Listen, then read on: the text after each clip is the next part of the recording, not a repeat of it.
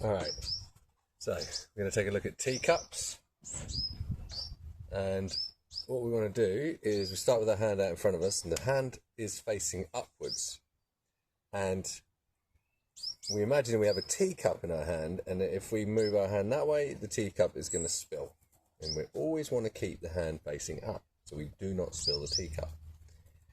And so we start off by bringing the hand underneath the armpit. If we need to move our body, we can move our body, and then we bring it around, keeping the hand facing up, and then we bring it over our head, and then around, and then back round to the starting position. And again, moving however we need to move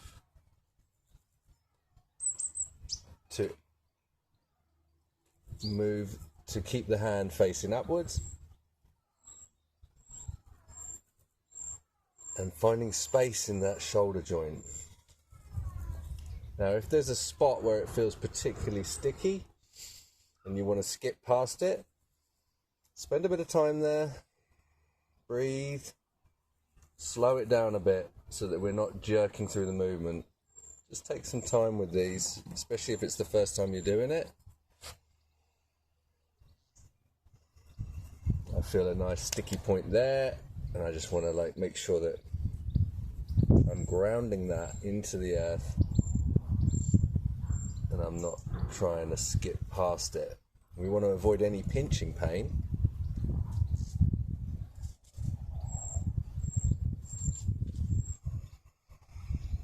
And we notice wherever we're pulling faces, that's an indicator there's something sticky going on, and we can kind of work towards, I'm reversing the movement now, you see, so we're going to go backwards. We can work towards relaxing the jaw, relaxing the face, keeping a nice long spine. So whatever we do with our spine, keeping the head reaching up,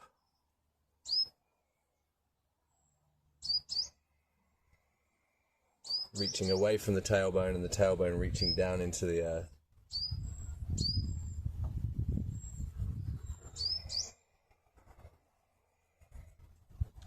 And we do that on the other side. So however many, if you're just exploring, if it's your first time, just explore and feel on the other side.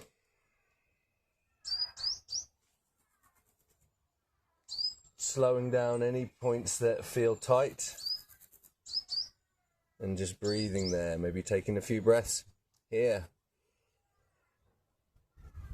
so we can create some openness in the body, openness in the shoulder and in the chest, using the breath to create space in the joint, over the head, open and around, under the armpit.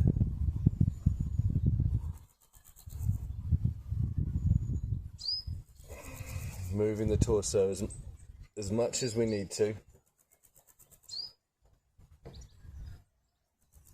And just feeling all the feels, feeling everything that you feel in that shoulder joint, not avoiding anything. And we reverse the movement.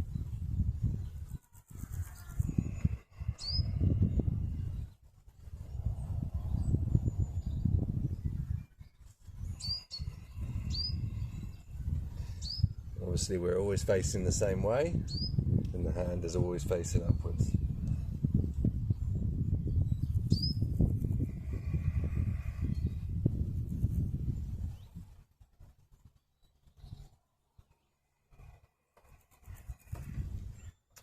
And if one hand is enough for you, then you just continue to do that for the prescribed reps and sets. And when you're ready to progress, a progression would be two hands. So we come forward, we go out, and we go above the head, and around, keeping those hands facing up. moving the torso, the hips, the knees, as much as we need to, whatever creates an opening.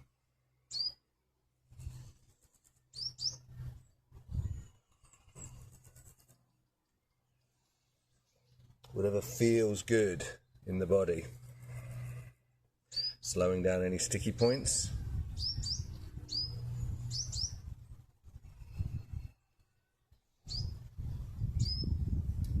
Working towards using that breath to open up the tissues in the chest, in the shoulder, even in the hips and the feet. It's all connected. Reverse the movement.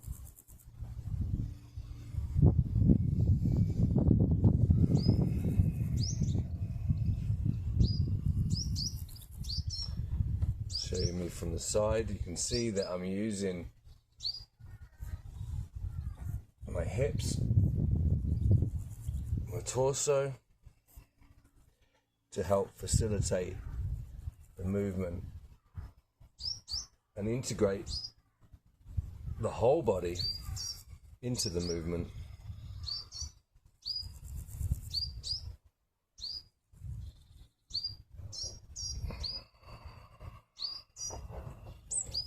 And if you want to progress that even further, we have two arms going in the opposite direction. So as one hand goes forward, the other hand goes back. This one gets a bit tricky.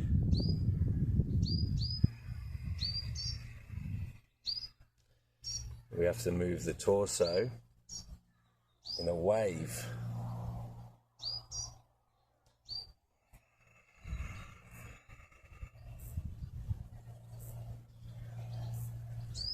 Relaxing that jaw, relaxing that grimace. I know I want to grimace. And I know I do grimace.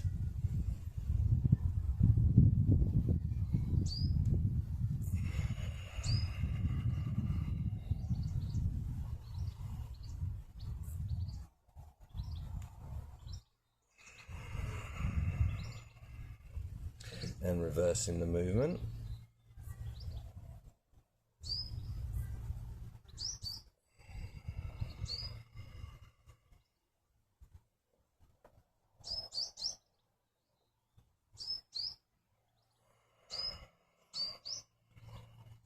So the arms, they're pretty much overhead at the same time, and they're pretty much under the armpits at the same time, but traveling in opposite directions. So right hand goes forward, left hand goes back, and then they both sweep around. And then the right hand goes to the right and comes back under, and then the left hand goes around the front and back under.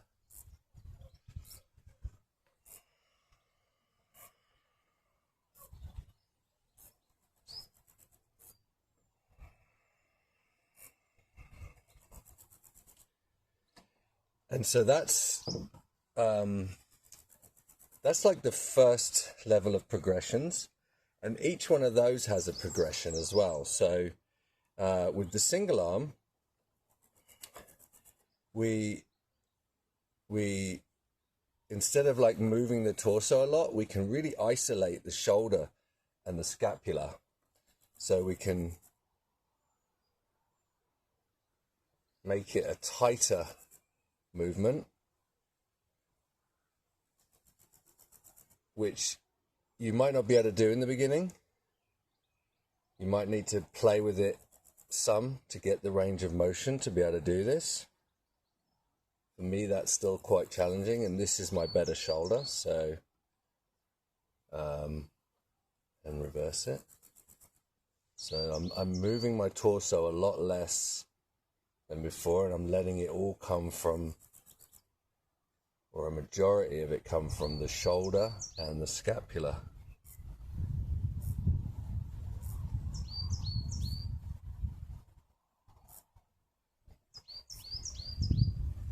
And I'll do my other arm. This one's a bit more difficult for me. So I just breathe and I slow the movement down, using breath to open up the tissues.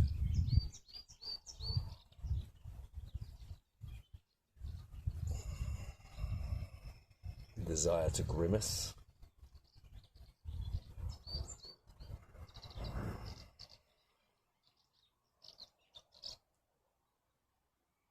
And so the same with double. So, oh yeah. So I'm not waving my torso around like I was before. I'm trying to keep it all in the arms. So you'll find the sticky points become even more sticky. So that's why it pays to do the first progressions before moving on to these. Because these are a lot more, asking a lot more of the shoulder mobility. And opposites.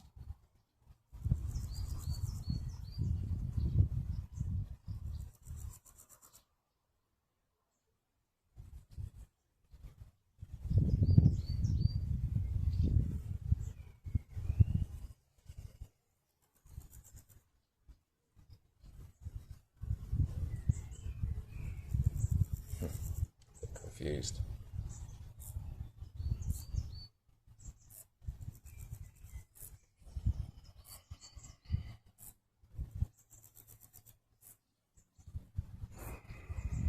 And there we have it. We have teacups. Play around with it. It's amazing for really getting into the shoulder, really identifying all of our tightness, our weakness, and as we repeat these movements again and again and again, the tissues start to adapt, they start to release, they start to strengthen, and we start to have a much more three-dimensional whole body mobility, shoulder mobility that integrates and is related to the whole body. And I find that when I've been practicing this, I have just a better response in the body. Like, so my ability to push myself off of things, it's like, yeah, there's just more activation happening there.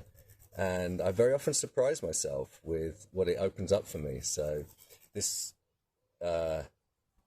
mobility practice, it's fun, and it also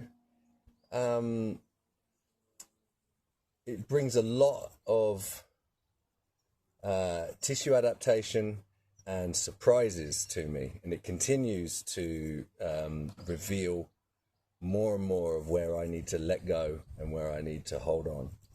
So I hope you enjoy it. That is Teacups.